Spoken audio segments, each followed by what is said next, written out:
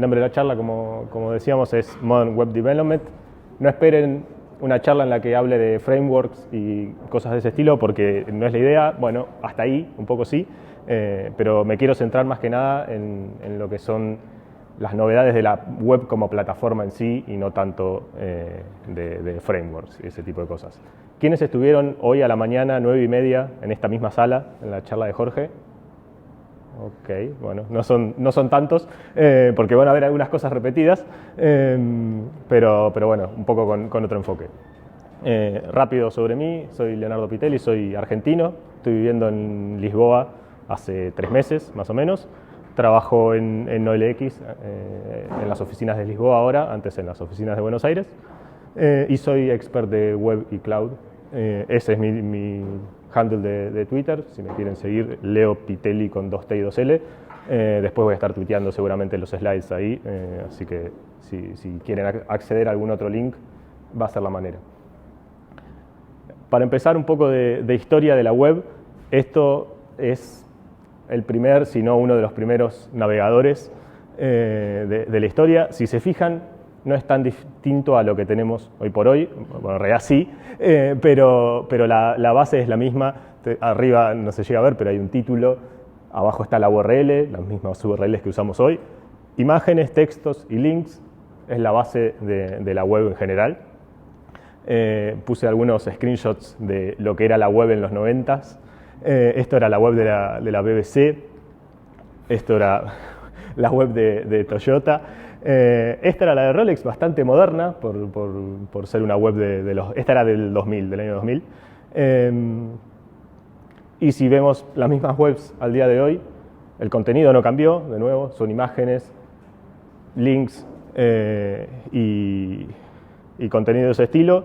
Se ve distinto, se ve mucho mejor, pero la base de las webs es la misma. Esta se ve movida porque eso de fondo es un video, ahí tenemos un elemento que tal vez sea nuevo, pero no tanto más. Y en cuanto a tecnologías, en los 90 las tecnologías que teníamos eran HTML, CSS y JavaScript. Hoy por hoy las tecnologías siguen siendo las mismas, pasaron 20 años tal vez o más desde que empezamos. Hoy lo decía Jorge también a la mañana, la web es retrocompatible, o sea, cualquiera de esas webs de los 90 hoy por hoy sigue funcionando, y por eso los pilares siguen siendo los mismos, y la evolución es algo que yo no puedo pensar en pocos sistemas o pocos programas que hayan sobrevivido durante tanto tiempo, tal vez. Todo lo que sea bancario, pero bueno, es algo masivo. 86. También, pero bueno, como algo masivo en sí, la web, con ese poder de evolucionar siendo retrocompatible, es algo admirable. Un poco de historia, recién en el coffee break escuchaba a gente hablar de Dreamweaver, seguramente cuando vean Flash por ahí sean las mismas personas. Esto es un resumen básico de lo que fue pasando en todo este tiempo. Nosotros nos vamos a centrar más de lo que con lo que empieza a pasar acá en el 2014, que empieza a explotar la web más moderna como hoy la conocemos y el browser como una plataforma no solo de sitios con links, sino de aplicaciones realmente y mucho más poderosas. Entonces, la idea es hablar de Progressive Web Apps. El término, ¿todos están familiarizados? Sí. En la diapositiva anterior. Sí. En la torre, el ojo de Sauron, la O es de Opera o. Yo creo que viene por ahí, sí. Pero ¿por qué Opera como Sauron? Mirando desde afuera, tal vez, como siempre. O sea,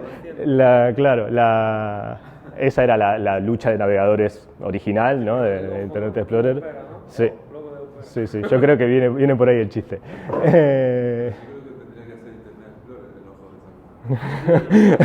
El más malvado de todos. Sí.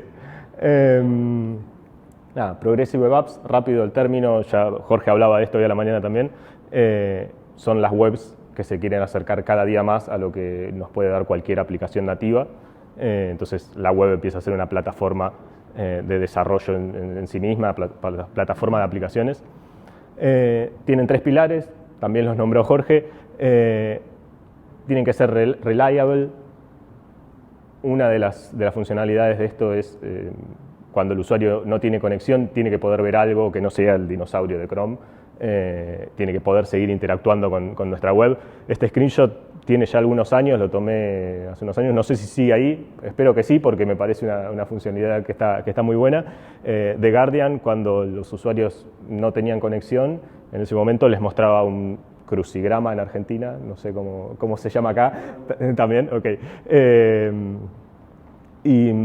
Para que jueguen un rato y mientras tanto esperaban a que el usuario volviera a tener conexión y recién ahí le mostraban el contenido que originalmente quería acceder. Con eso se evitaban perder gente porque tal vez estaba en una conexión mala, en un momento moviéndose en transporte público o lo que fuera. Otro de los pilares de las Progressive Web Apps es que tienen que ser engaging. Para esto tenemos dos grandes funcionalidades. Una es este JSON mínimo, nos permite la funcionalidad de agregar una web a la home del dispositivo. Entonces vamos a tener nuestro icono en la home del dispositivo, la vamos a poder lanzar a pantalla completa y poder utilizarla como si fuera una aplicación en sí. Y toda esa experiencia se vuelve mucho más parecida a lo que son las aplicaciones, de nuevo pantalla completa, una web que se ve entre medio de las aplicaciones que tenemos instaladas o que tiene una pantalla de configuración de aplicación. Este otro JSON, esta funcionalidad por ahí es un poco más complicada, la de Push Notifications, un poco más complicada de implementar, no tanto, pero lo es. Este JSON define una notificación de este estilo, se traduce en algo así. Entonces, podemos tener en una web común una herramienta muy útil para que los usuarios vuelvan a nosotros, inclusive si ya se fueron de la web y ya cerraron la pestaña del navegador, podemos lograr con una notificación hacerlos volver. Y el último de los pilares es que deberían ser rápidas. Para esto no hay receta mágica, ahí los encargados de que la web sea rápida somos nosotros y cómo la implementemos y qué técnicas utilizamos para que eso pase. Como base se supone que las Progressive Web Apps deberían ser rápidas porque deberían sentirse igual que cualquier aplicación en la que no necesitamos, cuando abrimos la aplicación ya la tenemos ahí disponible porque está instalada en el teléfono, no tenemos que hacer mucho más que eso. Entonces, bueno, lo mismo debería ocurrir con las Progressive Web Apps. Pero las Progressive Web Apps sobre las aplicaciones nativas tienen un montón de beneficios, que son los beneficios tradicionales que tiene la web. No necesitamos instalarlas, van a estar siempre actualizadas porque cada vez que el usuario entre por la URL puede descargar la versión actualizada de nuestro sitio, entonces no tiene que pasar por un store para poder actualizarla. Y son fáciles de compartir por la naturaleza de las URLs. Le puedo enviar una URL a cualquiera de ustedes y ya les compartí la aplicación sin que ustedes tengan que instalar nada ni hacer nada en particular. Este estudio es un estudio que me gusta mucho, todos los años lo van renovando y mostrando distintas cosas. Este año tenía estos gráficos de cómo se divide el tiempo que los usuarios pasan en sus celulares, en sus dispositivos móviles. La parte oscura es cuánto tiempo pasan en aplicaciones nativas y la parte más clara es cuánto tiempo pasan en la web. Viendo esto ustedes me dirán, no tiene mucho sentido hacer una web entonces porque el usuario se dedica el promedio 90% del tiempo a aplicaciones nativas. El mismo estudio tiene estos gráficos en los que podemos ver cuántas aplicaciones los usuarios dicen haber instalado. Hay alrededor de un 9% de personas que dicen haber instalado una aplicación, alrededor del 8% instalaron dos y así va bajando a medida que la cantidad de aplicaciones instaladas va subiendo. Y el total de gente que dice haber instalado una o más es de un 32%. Ese porcentaje, ese 32%, en el 2017 el mismo estudio decía que era un 49%. Entonces, si lo vemos a este año, el porcentaje de aplicaciones instaladas se va achicando año tras año. Entonces es como que la gente está pasando sí mucho tiempo en aplicaciones, pero siempre en las mismas. En la misma red social que tiene desde hace varios años, en la misma aplicación de delivery de comida o de transporte que habrá instalado en los últimos años porque se pusieron de moda, los mismos mensajeros instantáneos y hasta ahí llegó.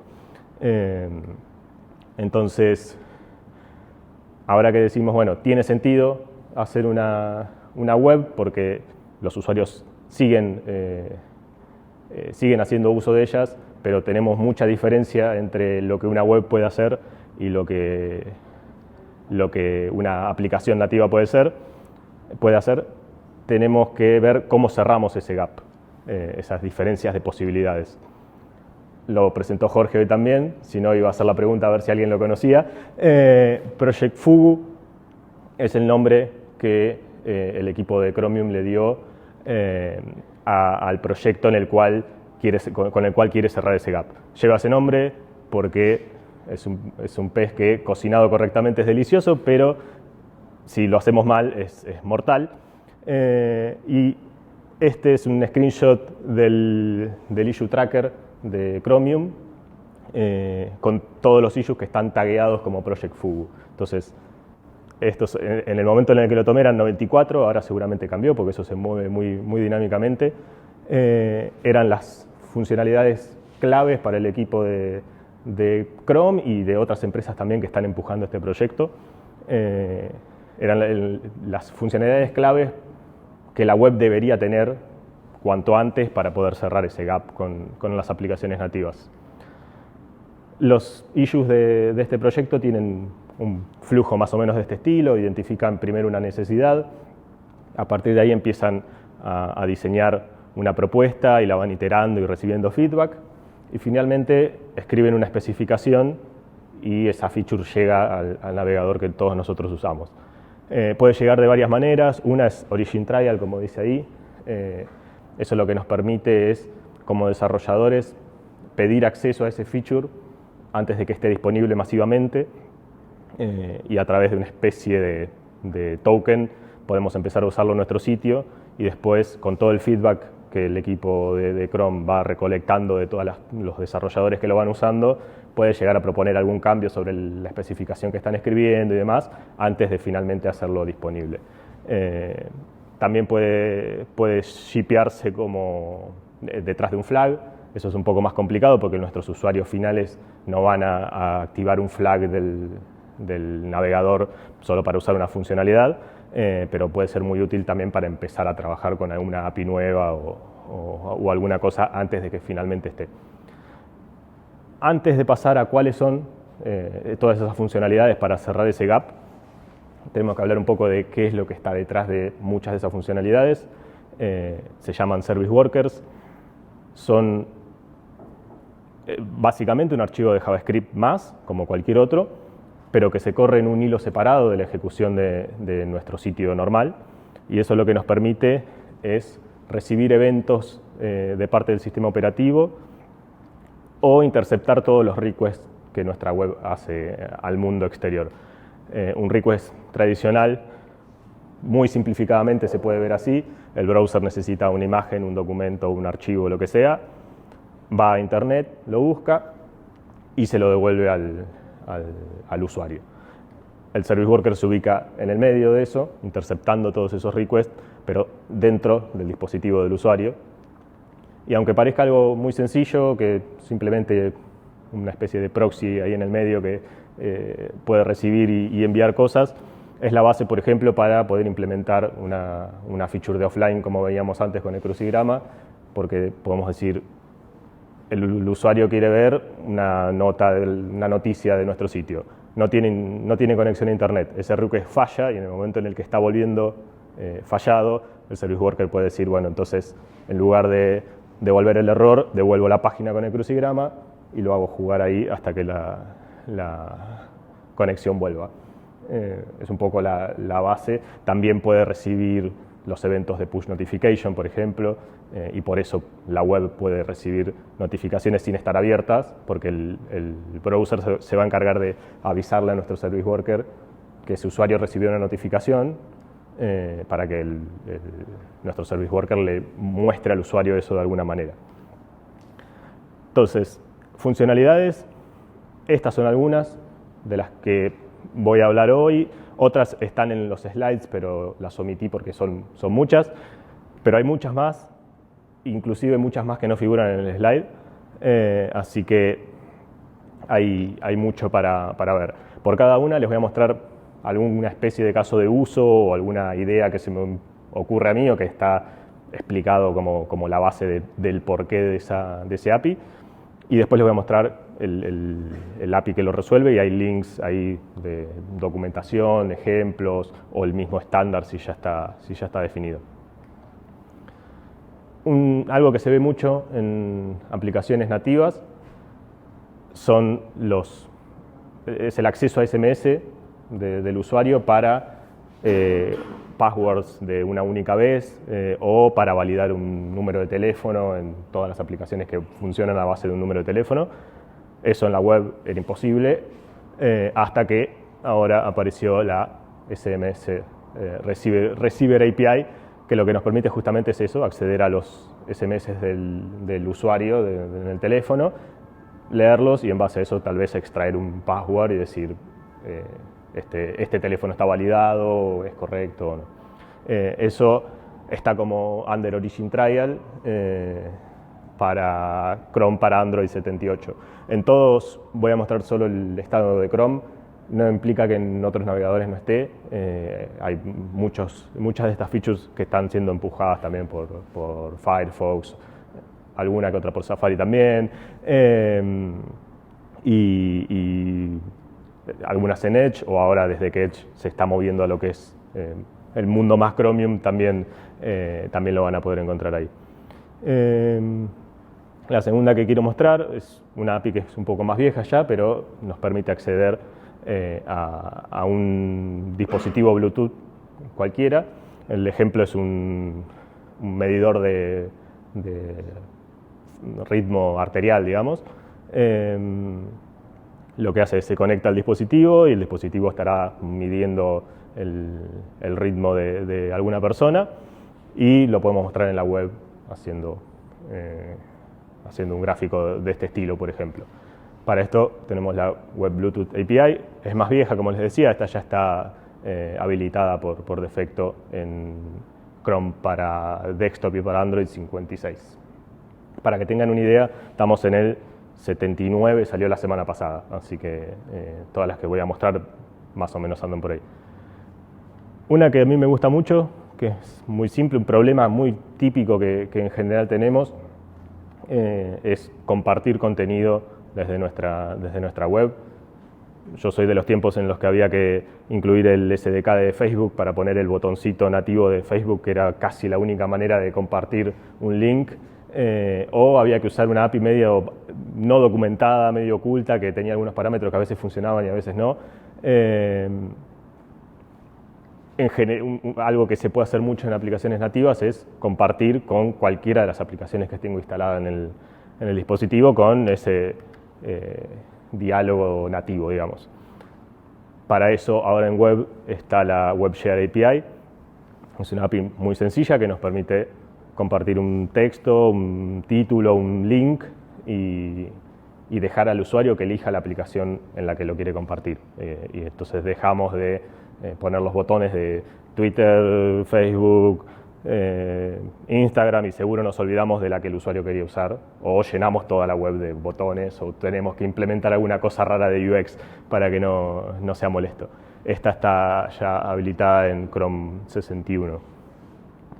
Eso es una parte de lo que es compartir contenido en la web o compartir contenido en mobile en general.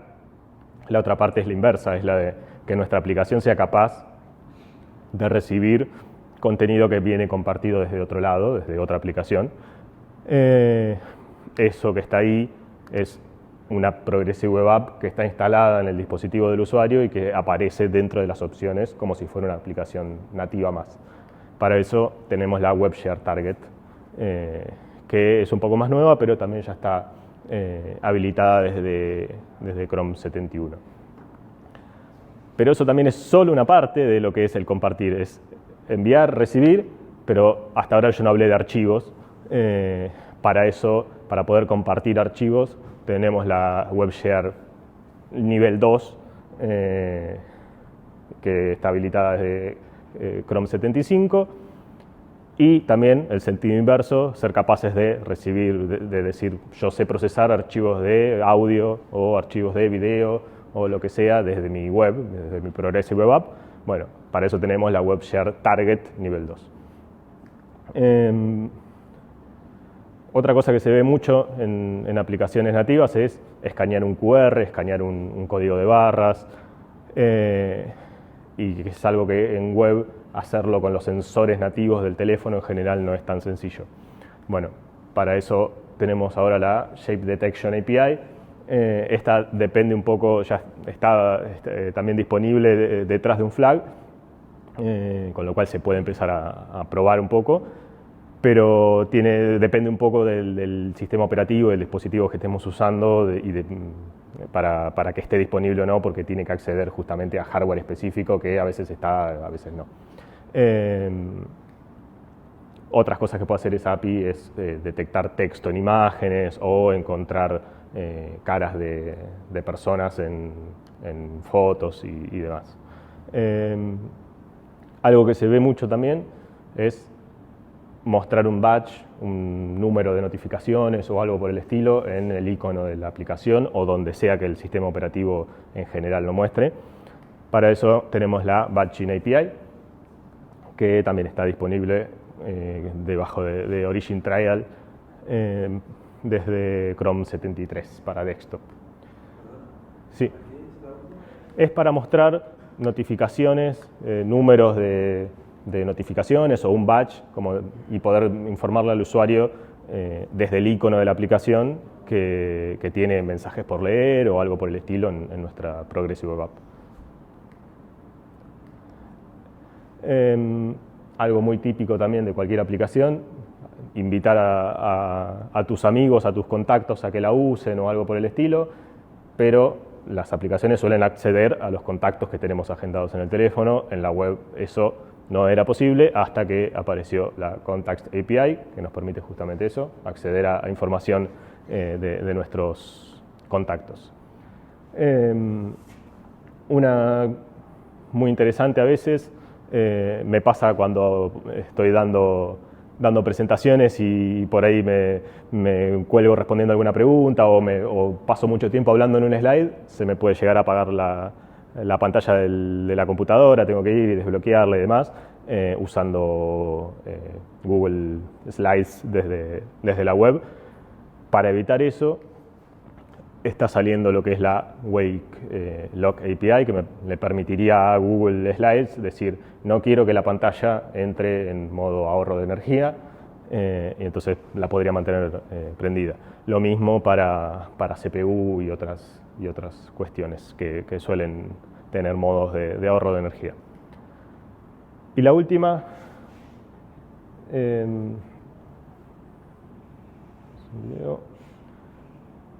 una manera nueva de navegar de una manera mucho más amena entre distintos sitios. Esto es un sitio de recetas de comida que va accediendo a otros sitios sin que se note que nos estamos yendo y sin cargar un iframe, como sería la manera tradicional de hacer algo así. Si se fijan ahora, va a entrar en un detalle de una receta. Ahí tiene la lista de ingredientes y el botón de abajo me va a llevar a un sitio de venta de comidas con la lista de ingredientes cargadas, y todas las transiciones entre un sitio y el otro son mucho más amenas y mucho más lindas de ver, digamos, sin tener que pasar por las pantallas en blanco entre una y la otra. Para esto, esta funcionalidad de portales que está bajo diseño es algo que están todavía tratando de definir y ver cómo va a funcionar, pero es algo muy interesante. También nos podría ayudar a dividir nuestro propio sitio si tenemos un sitio muy grande, dividirlo en aplicaciones separadas de alguna manera, en equipos distintos, que cada equipo trabaje en el suyo, pero que la transición de la home a un listado de búsqueda, por ejemplo, si son equipos distintos y aplicaciones distintas, sea mucho más amena con algo de este estilo, como las que veíamos recién. Tooling, a ver cómo venimos de tiempo. Ok, media. Tooling, hay dos herramientas que en general me gusta siempre nombrar. Si van a empezar con lo que es Service Workers, está perfecto, háganlo, empiecen, prueben a mano, dense cuenta de que tiene algunas cosas raras, pero antes de llevarlo a producción, denle una mirada a lo que es Workbox y dense cuenta de que va a ser mucho más cómodo usar algo así. Las cosas que solemos escribir dentro de un Service Worker pueden ser a veces complejas, a veces peligrosas. Hay un meme que siempre anda dando vueltas por ahí de compré un dominio para mi proyecto, subí a producción el Service Worker, tuve que comprar un dominio nuevo, porque muchas veces puede llegar a pasar que si lo hacemos mal, vamos a devolver siempre una versión cacheada a veces del propio Service Worker, y entonces no hay manera de actualizar eso y hay que tener cuidado con lo que uno escribe. Y Workbox es una librería que justamente ayuda mucho en ese sentido, trae un montón de las cosas típicas que uno va a escribir, ya las trae probadas, preparadas, es solo escribir una línea y decir quiero que cuando se instale el Service Worker descargue todos estos archivos y los guarde en caché, que son todos los assets que usa mi web, por ejemplo, y que después cuando tenga que accederlos vaya a buscar primero al caché y después lo actualice. Y toda esa vuelta de cosas raras, manejando los errores y demás, se resuelve mucho más fácil. La otra, seguramente si trabajan en web la van a conocer, es Lighthouse, es una herramienta open source que nos permite auditar nuestro sitio en distintas categorías como performance, accesibilidad, mejores prácticas, SEO. Se puede acceder desde las DevTools o se puede descargar la extensión o inclusive desde consola. Algunas de las funcionalidades nuevas que le estuvieron presentando, una son los presupuestos de performance, por así decirlo. Nos permite definir hasta cuántos kilobytes de imágenes queremos que el sitio descargue, o cuántos requests máximos de un tipo queremos que ocurra, o cuántos segundos como máximo puede demorar nuestro sitio en estar interactivo y demás. O sea, de todas las métricas que en general nos da, nos permite definir un presupuesto, un límite máximo, y entonces después cuando lo ejecutemos con esos presupuestos nos va a decir si lo que estamos haciendo está dentro de los límites o no. Imagínense eso integrado con alguna herramienta de continuous integration o algo por el estilo, nos permite encontrar problemas antes de llegar a producción, problemas de performance, y entonces optimizarlo ahí antes de darnos cuenta de que el sitio anda lento por el último cambio que hicimos. Y otro interesante que estaban proponiendo son los stack packs, que no son más que consejos específicos para el stack de tecnología que estamos usando. Si estamos usando un WordPress nos va a decir consejos específicos de cómo optimizar algo más allá en WordPress. También está el stack de React y demás. Los consejos que da Lighthouse a mí siempre me resultan una muy buena manera de aprender. Me marca algo que no está funcionando bien, pero me dice también cómo corregirlo y linkea con un montón de recursos que en general están buenos. Y ahora los invito a recorrer esta historia conmigo. Me llega un link por mail que suena muy divertido. Esperando que no sea un virus ni un spam, hago clic en el link con todas las ganas de verlo y resulta que empieza a cargar y carga y carga y carga. Finalmente aparece el sitio con la noticia que yo quería leer, pero el texto se va y ahí vuelve. Estaba cargando una fuente custom, por eso pasa muy seguido. Empiezo a leer el artículo y nunca falta el querés continuar en la app. Bueno, tengo que cerrar el interstitial. Sigo leyendo el artículo porque ahora ya está, ahora ya terminamos, no hay nada raro. No, faltaba el ad. Aparece el ad, me empuja el scroll, me hace olvidar de lo que estaba leyendo, tengo que volver a ver en qué parte estaba. Es una historia triste, pero muy real, pasa mucho. Y en general se puede resumir en estos problemas, digamos. Las cargas a veces son lentas, el contenido muchas veces no responde, o la web no responde porque todavía sigue cargando o ejecutando JavaScript de fondo o demás. Y muchas veces el contenido se mueve en el momento que ya lo estamos consumiendo. Para resolver un poco esos problemas, se propuso inicialmente el equipo de Google. Hoy por hoy esto es un framework open source, AMP, Accelerated Mobile Pages. Seguramente lo hayan visto en los resultados de búsqueda de Google, el rayito, que en general cuando uno hace clic ahí en alguno de esos resultados, ese sitio va a cargar más rápido. A mí me pasa, cuando yo veo el icono ahí, digo, bueno, voy a leer este porque este va a cargar rápido y los otros no tengo garantía. Bueno, ¿por qué? Hablemos un poco de qué es lo que está detrás de todo eso. Tiene 3 pilares básicos AMP. Uno es el HTML. Es un HTML bastante tradicional, no tiene nada muy raro más allá del emoji del rayito en el tag de HTML. Es la manera cool de decir que este HTML es compatible con AMP. Se puede usar también un tag escrito, pero el rayito siempre es más divertido. Y después algunos tags especiales, como por ejemplo el AMP IMG. En lugar de usar un tag de IMG común, usamos este de AMP IMG. Después, en cuanto a JavaScript, no hay, o hay una manera más nueva, pero en general la base de AMP fue: no podés ejecutar JavaScript custom, solo se puede ejecutar el JavaScript de la librería. Aunque hoy por hoy es difícil de imaginarlo, pero los formularios siempre funcionaron sin JavaScript. Hoy por hoy no podemos mandar un formulario sin JavaScript porque hacemos las cosas mal, pero sí, funciona, se puede. Eso es lo que le permite a AMP tener solo el framework y nada raro modificando el documento. Le permite optimizar lo que el usuario ve, el above default, o sea, lo que el usuario ve en la pantalla de su dispositivo, mientras va cargando, digamos, el resto del sitio que aparece más abajo. Eso es una de las grandes optimizaciones que puede hacer, porque en general en AMP todo va a tener una dimensión ya seteada desde el principio.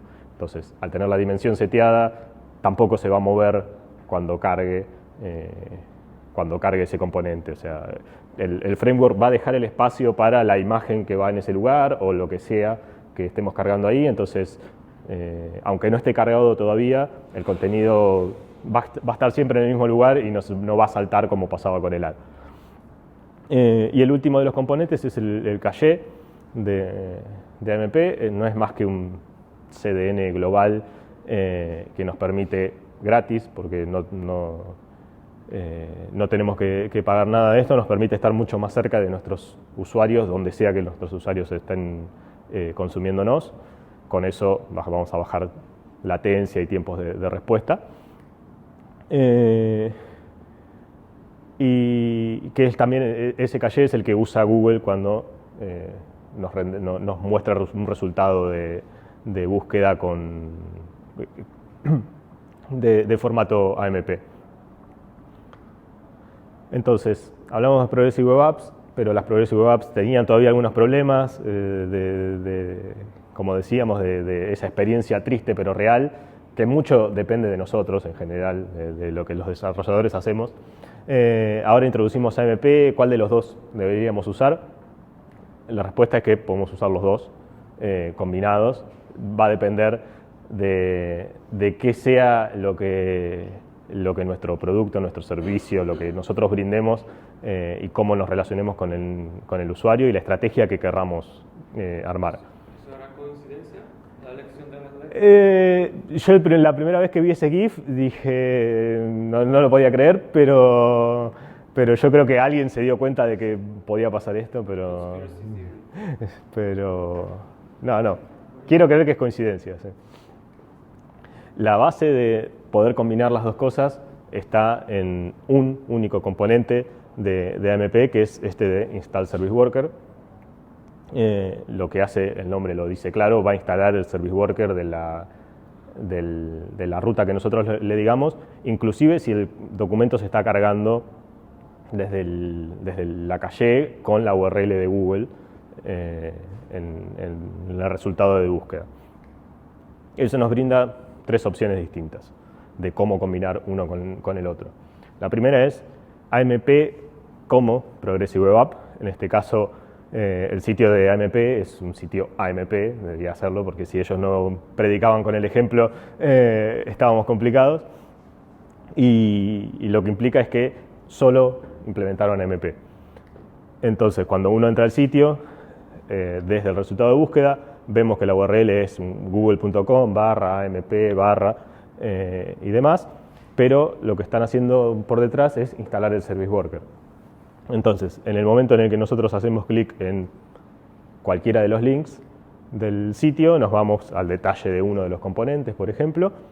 La URL cambia, ahora es la URL del sitio real, y el Service Worker ya está instalado porque lo instalamos antes. Entonces podemos ofrecerle al usuario que agregue ese sitio al dispositivo y tenga la PWA instalada. El segundo de los casos es como en general yo siempre lo implementé, es de AMP a Progressive Web App. En general ya tenemos nuestro sitio web funcionando, podemos empezar a transformarlo, agregarle funcionalidades de Progressive Web Apps y que sea un sitio mucho más moderno, pero tal vez queremos la ventaja esta de que cuando aparece en el resultado de búsqueda se cargue casi instantáneamente. Entonces, en este caso, buscamos hoteles, vemos la versión AMP de un sitio que tiene un botón de revisar a ver si está disponible ese hotel o no en las fechas que nosotros queremos ir.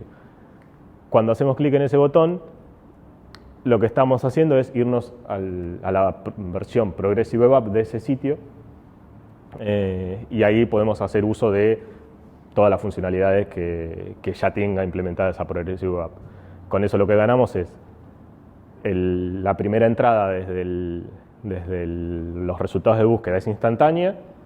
Mientras estamos ahí, le estamos instalando también el Service Worker al usuario, podemos precachear todo lo que vayamos a necesitar para la segunda página y cuando vayamos a la Progressive Web App, la transición también va a ser mucho más rápida. Entonces, ganamos, digamos que por todos lados.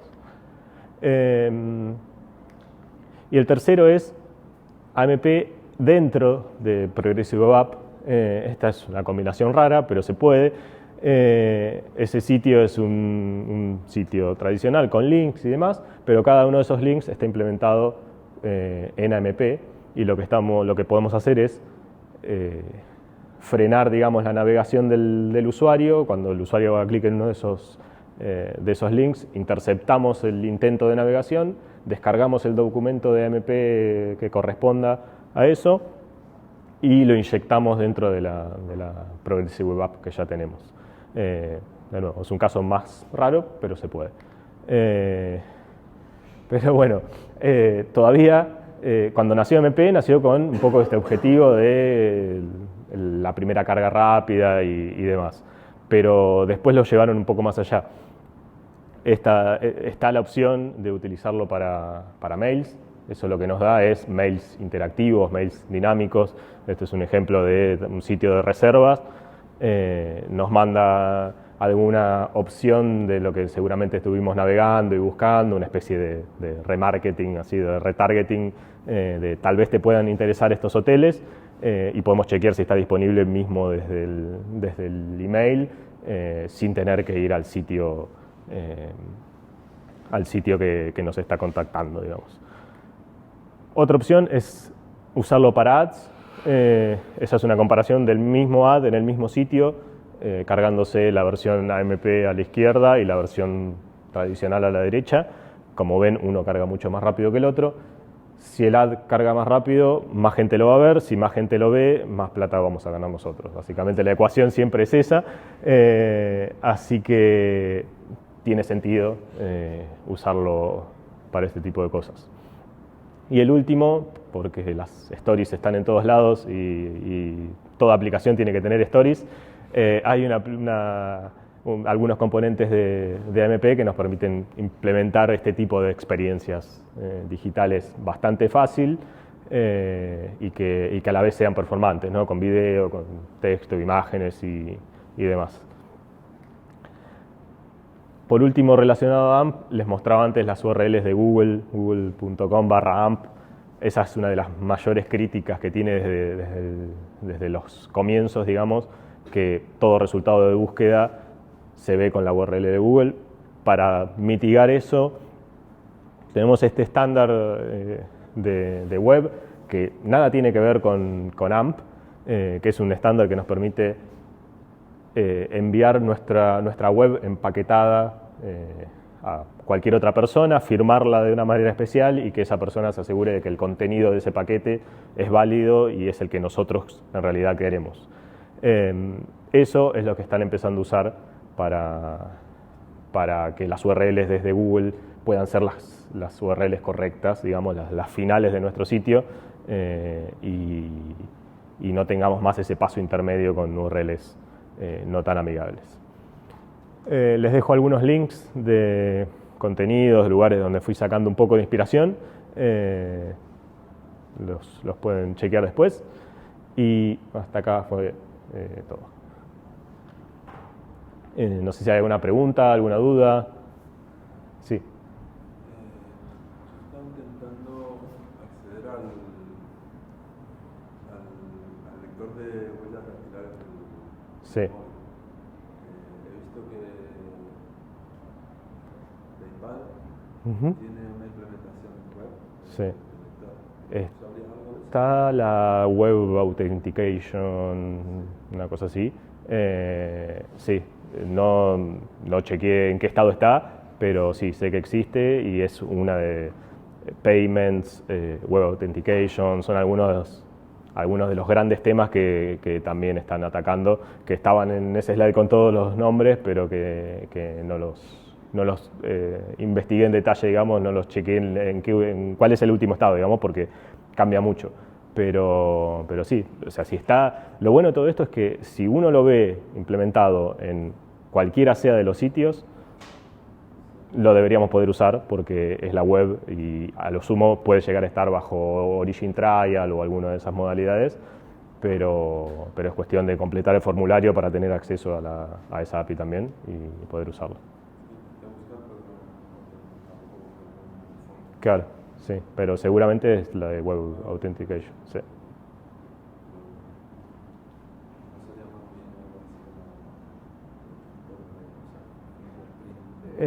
Que es una API que va en general, engloba un montón de distintos medios de autenticación y uno puede llegar a ser el de huella. Sí. Una pregunta.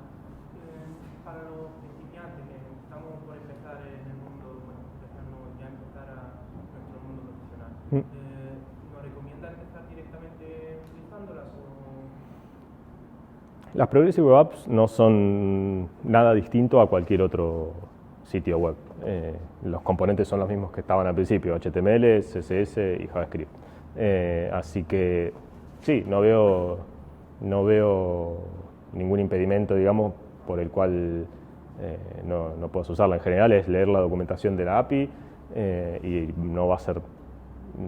Hay algunas, obviamente, muchas más sencillas de usar que otras, pero no va a ser más que un poco de JavaScript y probarla y empezar a usarla.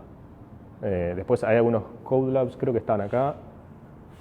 Sí, ahí, los Web Code Labs, ahí en la documentación de Google Developer, igual la están cambiando justamente ahora, están reacomodando, reestructurando toda la documentación, pero hay algunos Code Labs que están buenos como para empezar, digamos, desde cero. Lo de, Sí. lo que has comentado de AMP, Ujú. ¿pertenece a una empresa en concreto?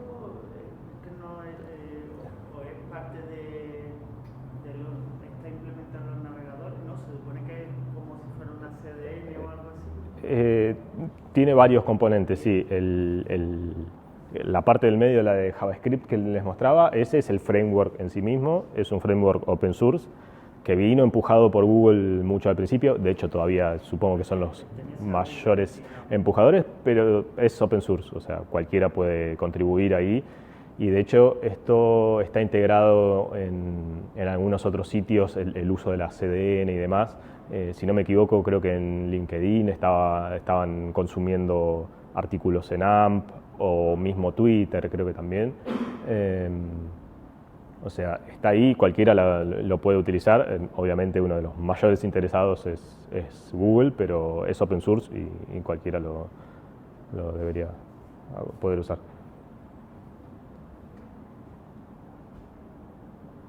¿Nada más? Sí.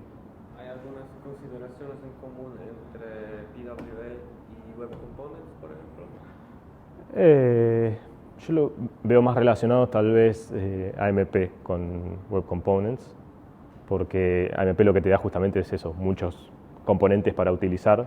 O sea, no te deja escribir tu propio JavaScript complejo y usar tu framework tipo React, Vue o lo que sea, pero te da componentes ya armados, que son los componentes del framework.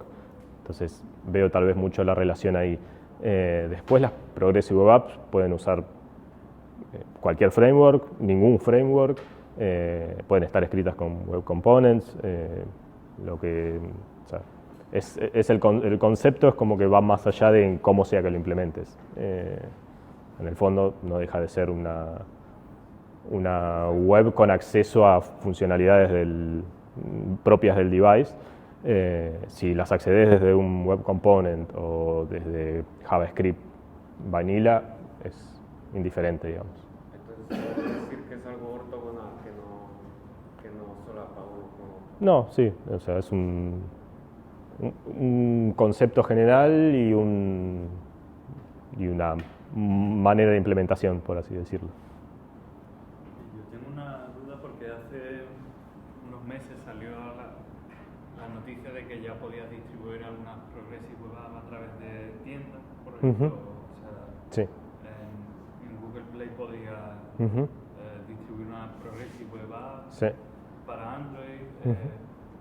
¿Has probado alguna vez a hacerlo? Llegué a armar el proyecto base. El proyecto base es muy sencillo.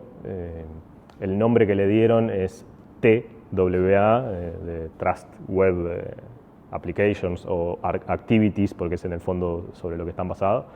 La aplicación es muy sencilla porque es un esqueleto de una aplicación Android, un esqueleto vacío, con iconos y la URL en la que tiene que iniciar. Así que es muy fácil de hacer. De hecho, el propio tutorial te va guiando.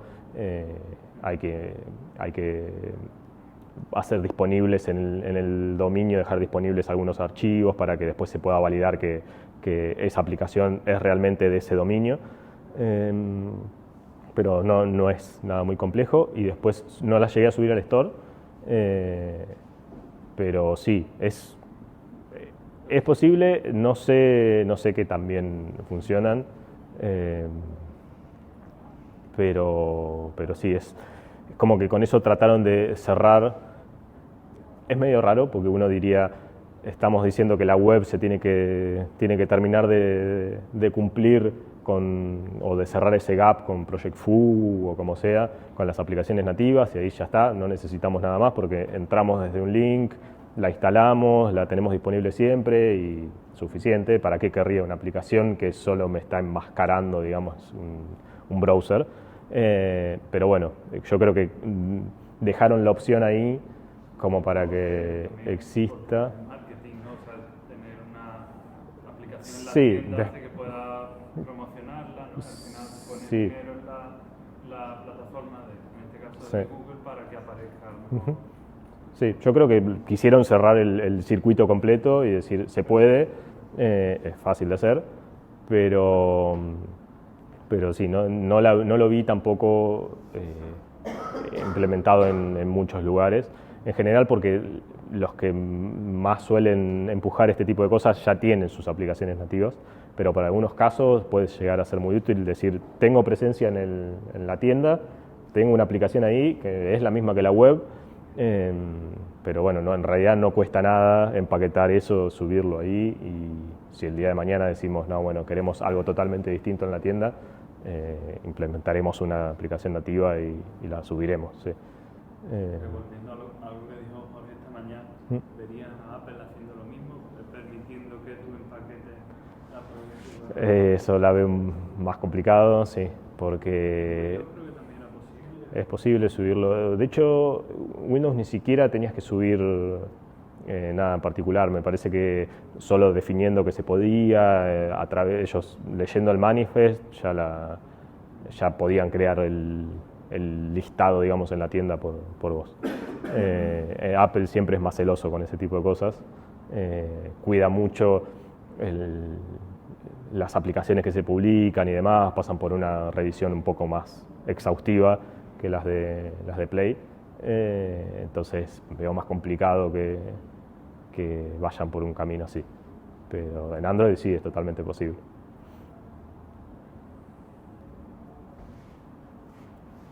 ¿Vamos? Bueno, muchas gracias.